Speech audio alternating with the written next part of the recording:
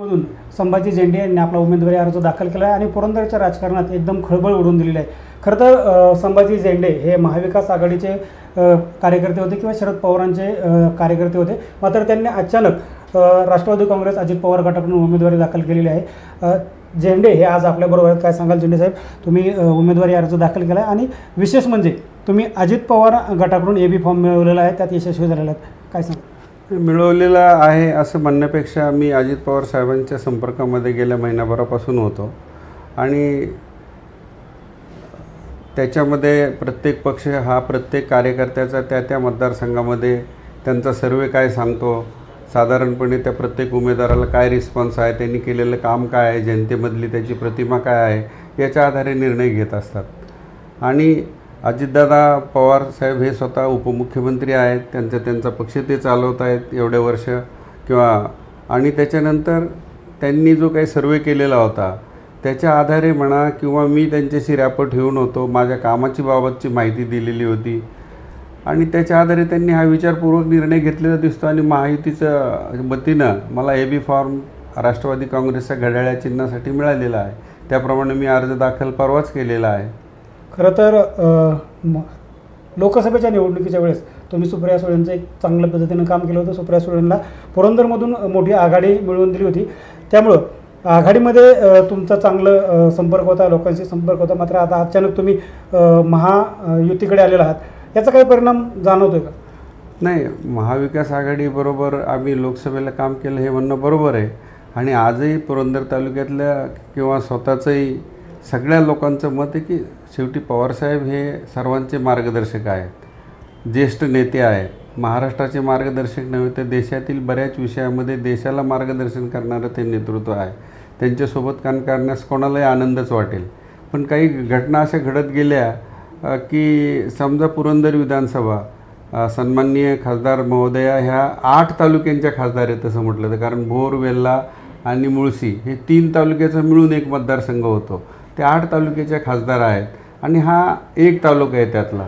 आता आपला एक मतदारसंघ आहे, इथं काही जर भूमिका वेगळी घ्यावी लागली तर घटनेने प्रत्येकाला स्वातंत्र्य दिलेलं आहे की आपल्याला जर भूमिका वेगळी घ्यायची असेल तर आपल्याला भूमिका वेगळी घ्यायला हवी। खरं तर खूप प्रयत्न केला होता तुम्ही महाविकास आघाडीतून उमेदवारी अर्ज घेण्याचा किंवा उमेदवारी मिळवण्याचा। महाविकास आघाडीतील तुमच्या पक्षाचे काही लोक तुमच्याबरोबर येतील का? तुम्हाला कसं सहकार्य राहील त्यांचं काय? नाही, आता हा घटनेने प्रत्येकाला दिलेला अधिकार आहे। महाविकास आघाडीतील बरेचसे कार्यकर्ते माझ्याबरोबर कालच्या सभेलाही तुम्ही पाहिलेले आहेत, अर्ज भरायलाही सोबत होते आणि अशा परिस्थितीमध्ये प्रत्येक कार्यकर्ता आपली भूमिका ठरवतो आणि प्रत्येकालाच हे स्वातंत्र्य, जसं तुम्हाला आहे तसं प्रत्येक कार्यकर्त्याला स्वातंत्र्य आहे की कुठला पर्याय निवडायचा। परंतु पुरंदर हवेलीची जनता ही आता गेले 15 वर्ष पाहते, मी तर म्हणेल की 15 वर्ष या तालुक्याला आमदाराविनाच तालुका आहे, अशी एक प्रकारची परिस्थिती मला सर्वसामान्य मतदारांच्याकडून ऐकायला मिळालेली आहे। म्हणजे प्रतिनिधी आहे पण प्रतिनिधित्व नाही आहे, अशा प्रकारची परिस्थिती ह्या पुरंदर हवेलीची झालेली आहे। त्यामुळं मला अशी खात्री आहे की सुज्ञ मतदार योग्य असा निर्णय घेतील। खरं तर पाठीमागच्या 5 वर्षामध्ये देखील तुम्ही आमदार संजय जगताप यांच्याबरोबर होता। आमदार संजय जगताप यांच्या कामाची पद्धत किंवा त्यांनी कुठं राष्ट्रवादी काँग्रेसवर अन्याय केलेला असं आढळलं की किंवा त्यांचा विकास कामामध्ये कुठं कमी पडलेत का? नाही, आता मी कुठल्याही प्रकारे व्यक्तिगत चिखलफेक करण्याच्या विषयात न जाणारा माणूस आहे किंवा व्यक्तिगत चिखलफेक करत नाही, पण तुम्ही याच्याबाबत जनतेचीच मतं आजमावली तर तुम्हाला हे निश्चित कळून येईल की निश्चितपणे मागच्या 5 वर्षामध्ये काय काम झालं, काय व्हायला हवं होतं, कार्यकर्त्यांना आमदार या नात्याने त्यांच्याकडून काय रिस्पॉन्स मिळाला, दोन्ही पक्षातील असेल किंवा मित्रपक्ष तर 3 होते नंतर, ह्या पक्षातल्या कार्यकर्त्यांना जनतेला काय अनुभव आला, काय रिस्पॉन्स मिळाला आमदार या पदाकडून, हे तुम्ही जनतेलाच विचारलेलं बरं। कारण मी एकटा बोललो तर ते पूर्वग्रह दूषित मी बोलतो आहे असं त्याचा अर्थ लावला जाईल, म्हणून ही प्रतिक्रिया लोकांच्याकडूनच आपण घेतलेली बरी आणि ती खरी प्रतिक्रिया लोकांची मिळेल तुम्हाला। खरं तर महायुतीमधून विजय शिवतरे यांनी देखील आपला उमेदवारी अर्ज दाखल केला। महायुतीचा जो घटक पक्ष आहे शिवसेनेचा एबी फॉर्म देखील त्यांनी आपल्या अर्जाबरोबर जोडला आहे आणि महायुतीमध्ये कुठं कोण माघार घेईल का मैत्रीपूर्ण लढत पाहायला मिळेल, काय सांगाल?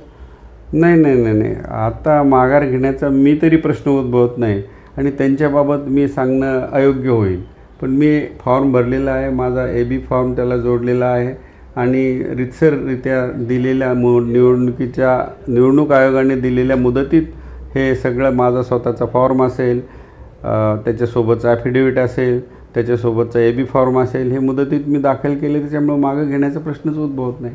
खरं तर तुम्ही आता एवढ्या मोठ्या निवडणुकीला सामोरे जात आहात, काय विजन असेल तुमचं पुरंदरच्या विकासासंदर्भात? हे पुरंदरच्या विकासामध्ये बोलायचं म्हटलं तर गुंजवणीच्या पाण्याचा प्रश्न आहे, ज्याच्याबद्दल फक्त चर्चा करूनच 15 वर्ष लोकांना झुलवत ठेवण्यात आलेलं आहे, गेले 15 वर्ष.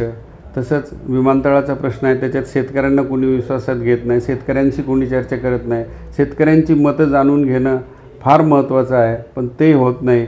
त्याच्यानंतर जसा नदीजोड प्रकल्प धुळ्यात झाला, तसा नालाजोड प्रकल्प इकडं होऊन वीर भागातून किंवा माहूर धरणाच्या खाली जे एक्स्ट्रा पाणी वायाला जातं आहे, ते पाणी आपण वरती मग तक्रारवाडी असो, खळद असो, खळदचा पूर्व भाग म्हणता येईल, किंवा MI शिवरी असो, ह्या भागामध्ये वाळून निळूज असो, या भागामध्ये पाणी नेता येईल का, किंवा हे पाणी जॅकवेल करून इकडं आणता येईल का, मोठे मोठे तळे करून, हा सुद्धा एक महत्त्वाचा प्रश्न आहे.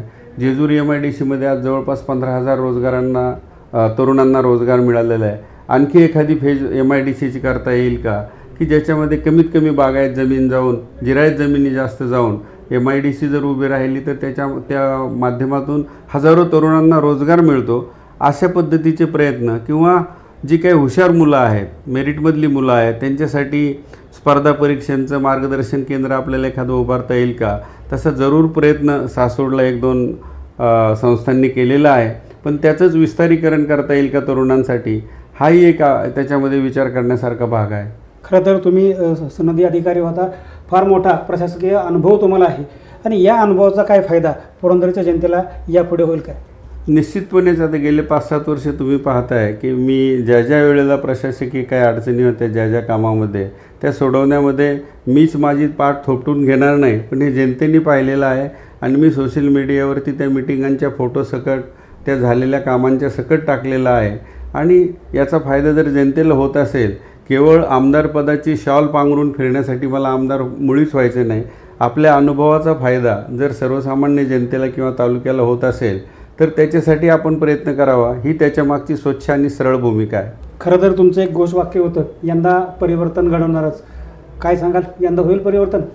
नाही, परिवर्तन नक्कीच होणार आहे. कारण लोक सध्याच्या सिस्टमला किंवा मागच्या 15 वर्षामध्ये त्यांनी जो काय खेळखंडोबा केलेला आहे या दोनही उमेदवारांनी, म्हणजे जनतेला सारासार खोटं बोलण्याचा किंवा खोटी अभिवचनं देण्याचा, कोणी सांगितलं की मी स्वतःच्या खर्चानेच गुंजवणी पूर्ण करतो, कोणी सांगितलं आता पाण्याचं जलपूजन मी पालखी तळावर करणार, अशा प्रकारचे अनेक प्रकारच्या गोष्टी आहेत की जे त्यांच्या तोंडूनच आलेले आहेत. म्हणजे मी टीका करण्याच्या विरोधात आहे हे मी स्पष्टपणे सांगितलं, पण त्यांच्या स्वतःचेच व्हिडिओ त्यांना लोकांनी ऐकवाव्यात, एवढीच मी जनतेला विनंती करतो. खरं तर आमदारपद हे मिरवायचं पद नाही, तर मी जनतेची सेवा करणार आहे असं संभाजी झेंडे म्हणतात. पुढील काळात आपण आणखी त्यांच्याशी बोलणार आहोत. पुरंदरचा जो राजकीय दोलक आहे तो कसा जातो हे देखील आपण पाहणार आहोत. त्यांनी तर पुरंदरमध्ये परिवर्तनाची हाक दिली आहे, परिवर्तन होतं आहे का हे देखील पाहणं महत्त्वाचं असणार आहे.